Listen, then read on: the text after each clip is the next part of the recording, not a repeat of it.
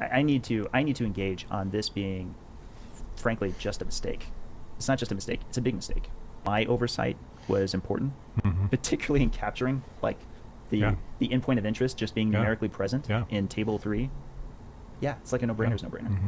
There definitely was internal to the team less of an excitement in that number for its value, Hmm. but it should still be in table three. The authors of the now infamous Keto CTA study have just published a response to some of the criticisms. And here you have Dave Feldman, one of the authors, addressing the mistake of not including the value for non-calcified plaque progression in the paper, which was originally supposed to be their primary outcome. But I find it very hard to buy that this was just a mistake. Not only did they not provide the value in a table, they didn't list it in the results section at all, nor was it discussed in the discussion, conclusion, or abstract sections. It also wasn't mentioned in the documentary they made, any of the number of videos they made about the study, nor in the tweets that they put out until there was immense pushback from the scientific community. I think that they think we're all stupid. If this was truly an oversight of epic proportions and not just selective reporting, then this may be one of the greatest examples of incompetence I've ever seen from a group of researchers. But I'll give them more credit than that, which is why I tend to believe it had more to do with shady reporting, since they may not have wanted to acknowledge that, or perhaps they had less excitement about